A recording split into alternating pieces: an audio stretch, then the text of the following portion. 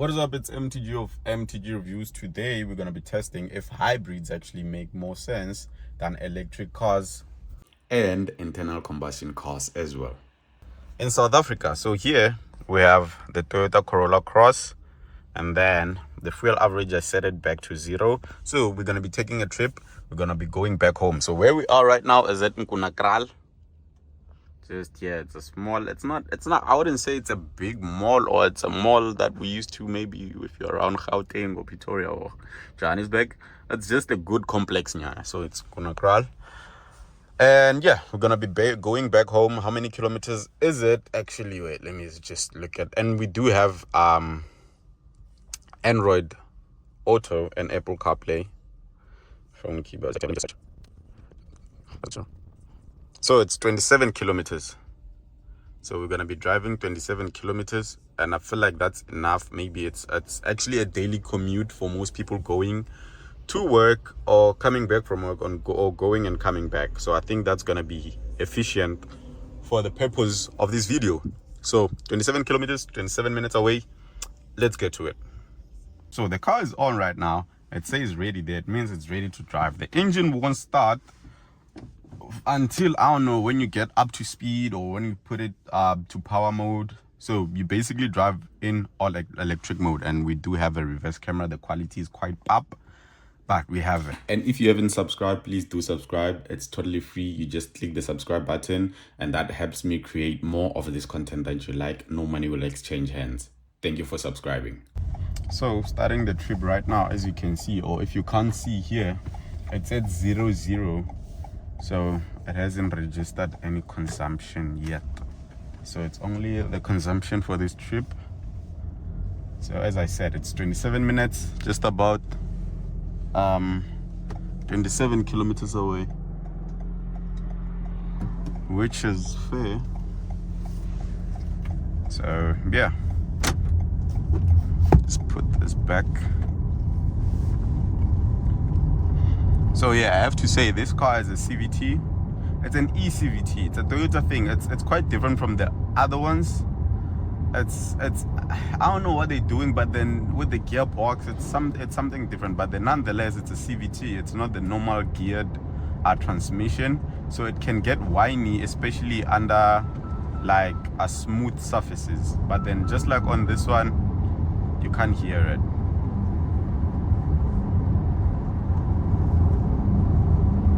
And then the ride comfort is it's all right. It's okay.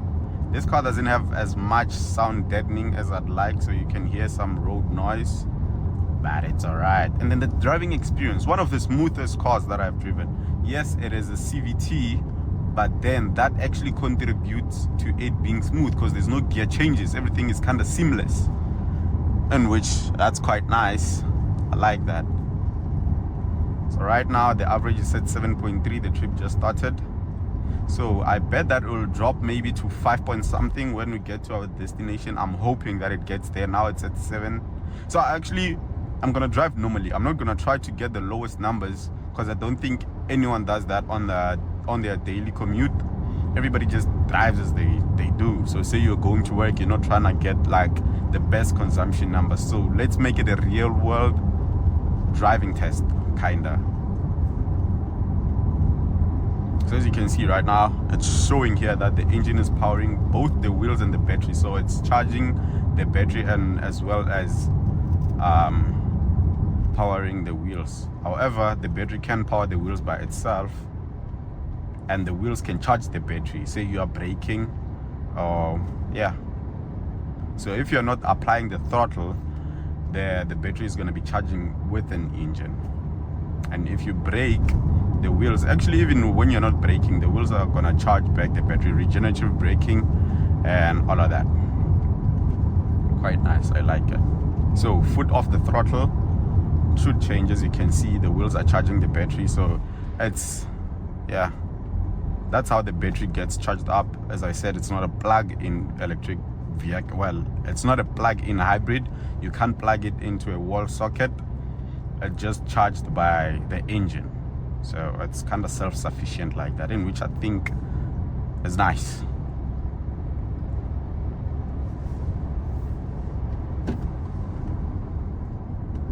and you have to be on the lookout every time you're driving in these areas for cows like that, because they just spring out of nowhere.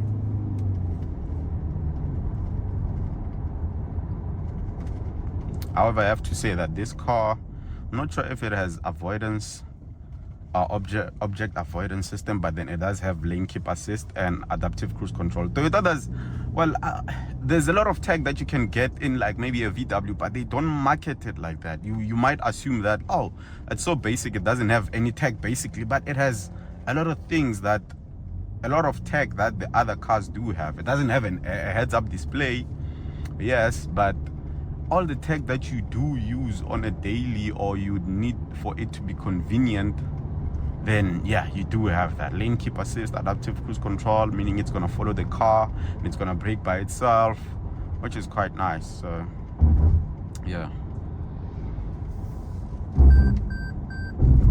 exactly, that was the lane keep, because I was veering to the other lane, so it beeps and it's gonna show there on the gauge cluster, which is semi-digital. The digital part of it is only where it shows the speed, where it's showing the power and the fuel.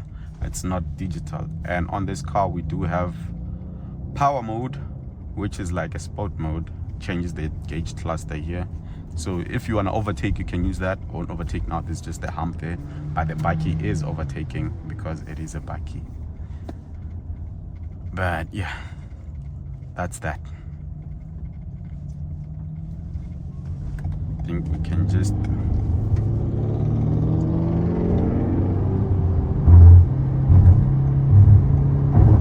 so yeah, it does pull a bit, not like it's gonna put you to the back of your seat or anything like that. It's just okay. It's just okay. And it's basically more responsive actually when it's on power mode. I wouldn't say the power is different.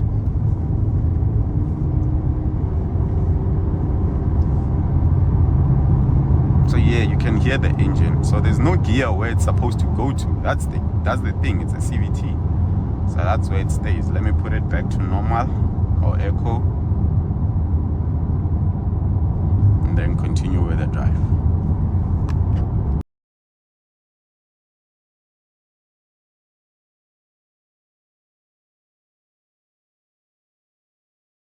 And I have to say it, like, this car is actually handling these road bumps, because this road is really bumpy. It's handling it very well. Like, it's so smooth. You can see that it's shaky with the camera, but on the car you don't really feel it. It's not really that harsh. It's actually managing. It's really well set up, the transmission. And that's a lane assist beeping again. So now we're approaching Middle Letaba Dam, which we've talked about extensively on this channel before, but we can talk about it again, not into detail like that. And as I said on the previous video, it feeds a lot of villages, but now it basically is dry as it gets. Middle Letaba signage there, and yeah, it's just this side, so unfortunately you can't see it, but then it's on this side of the view. So yeah, it's kind of empty right now. So apparently it was full to the brim back in 2000, in which I was not around at that time, so I can only say they said. So it's yeah, it's like that. But yeah, now it's empty. But then I think it's related to ZZ2. I think you do know ZZ2. Yeah, it's empty right now, and we don't have water basically. But yeah, this is it. This is the drive. And the average right now, we're sitting at 5.5. I think we can still drop. So I've been driving normally. I've not been like being soft on it or let it coast as much. I have let it coast, say like we're going downhill, can let it coast because I don't need acceleration at that point. So just let it go. We're not far off of our destination or where we're going. And now the trip average consumption is at 5.2, which is actually quite alright. It's quite efficient, I'd say, but I think it can go lower. I think maybe when we get there, maybe at 4 point something, maybe 4.9, that's my target right now, or that's what I'm hoping that it gets, which is actually quite efficient. quite nice.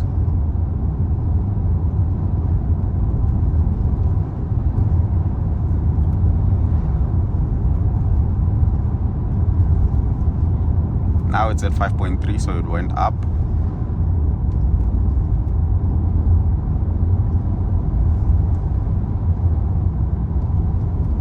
So just like here, letting it roll, the battery is gonna be charging.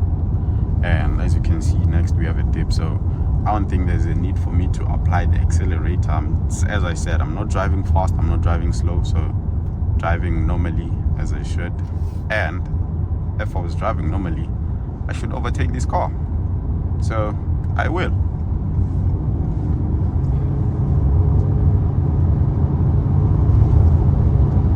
Actually moves nice. I like that. It's quite sufficient for overtaking.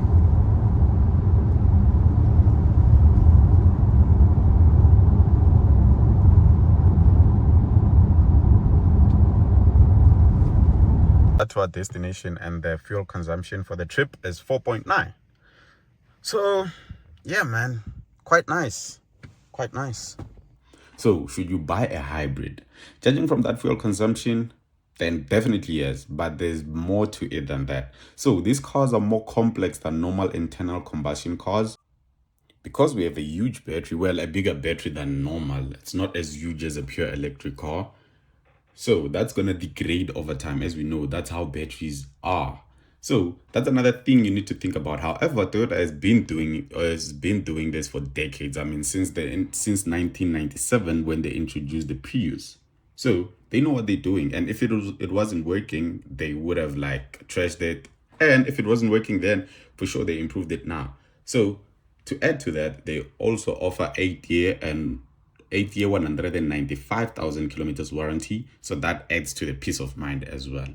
So should you buy one? Not all hybrids are built equal. If it's a Toyota, then yes, as I told you, they've been doing this for a while. I'm saying this because there's new Haval Jolions that are hybrids as well. I'm not saying they're not good products. It's just that they haven't been tested as much as Toyotas. As we know, Toyotas are more reliable cars. So if it's a Toyota, then I'd say yes. And there's other manufacturers that have been doing it for years. I'm just saying do a bit of research before getting into it. But then definitely hybrid is the future, because I mean, they offer you performance and they offer you good fuel consumption. They offer you efficiency. So yeah, I think hybrids are actually the future. Better than electrics and better than internal combustion cars only. So until the next one, thank you.